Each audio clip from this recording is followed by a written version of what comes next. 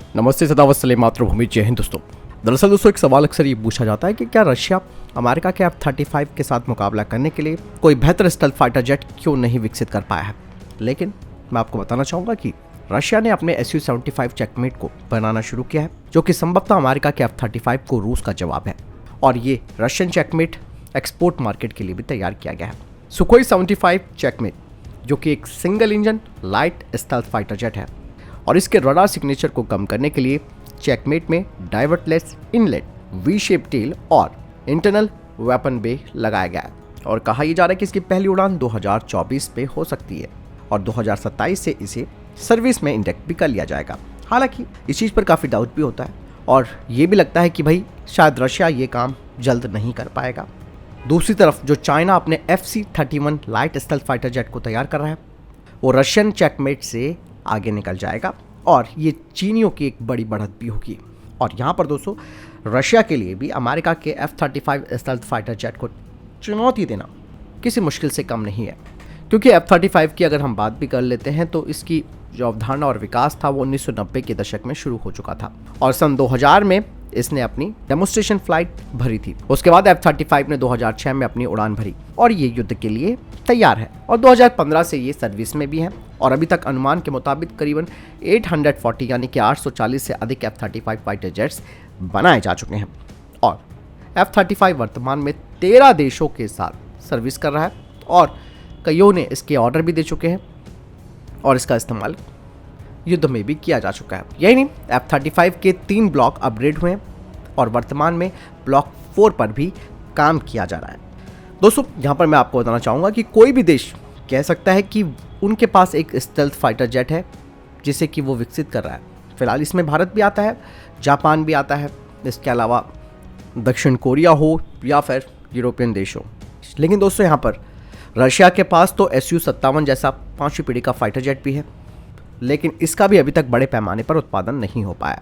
दरअसल रशिया के Su-57 की भी अगर बात करें तो ये अभी नॉन फंक्शनल है कॉम्बैट रोल के लिए।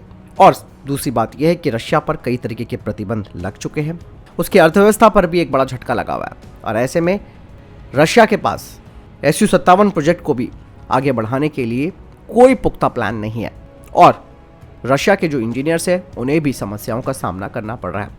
ऐसा नहीं है कि रशिया के इंजीनियर्स बिल्कुल डंप और इनेप्ट है, यानी कि गूंगे और अयोग्य है। रशिया के पास 205वीं पीढ़ी के लड़ाकू विमानों को तैयार करने की पूरी क्षमता है, लेकिन अब जो समस्या आई है वो ये है कि वो 5वीं पीढ़ी के फाइटर जेट्स के लिए जो संसाधन है उनकी कमियों से जूझ रहा है। अगर रशिया इस बात का फैसला लेता है कि वो यूक्रेन से पीछे हट जाए तो रशिया ऐसे में चाइना के J-20 को भी खरीद सकता है। संभावना नहीं है, लेकिन ऐसा हो सकता है क्योंकि रशिया की जो इंडस्ट्री है वो बिल्कुल डाउनफॉल पर आ चुकी है। रशिया को कई कंपोनेंट्स के लिए अभी भी पश्चिमी देशों पर निर्भर रहना पड़ता है। ऐसे में वो चाइना के पास जाना पसंद करेगा। दोस्तों, अगर ये भी मान लेते हैं कि रशिया J-20 को नहीं खरीदता, लेकिन वो चाइना के साथ मिलकर 90% उपकरण और रिवर्स इंजीनियर पार्ट्स के साथ काम करेगा और अपने पैसे बचाएगा, ये रशिया का आगे का प्लान हो सकता है। और यूक्रेन के युद्ध ने इस बात को भी उजागर कर दिया है कि रूस विदेशी टेक्नोलॉजी के कंपोनेंट्स पर काफ़ी निर्भर है। जब तक कि वे इसे ठीक नहीं करते, ऐसे में रशिया के लिए बहुत बड़ी समस्याएं आ सकती हैं।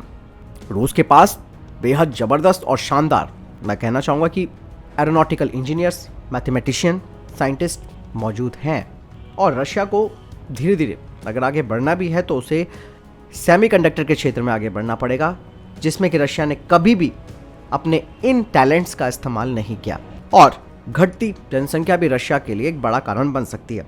तो यहाँ पर दोस्तों, चीज़ें रशिया के साथ बिल्कुल खिलाफ जाती हुई दिख रही हैं कि रशिया का Su-75 जो चेकमेट है उसके उत्पादन पर अब एक सवाल खड़ा हो गया है।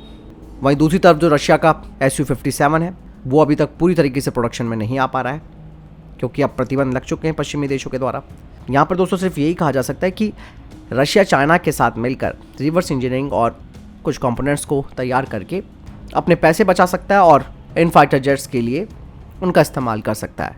आखिर में मैं ये कहना चाहूँगा कि अभी भी अमेरिका के F-35 लड़ाकू विमान का मुकाबला करने की जो क्षमता है वो रशिया के पास नहीं है।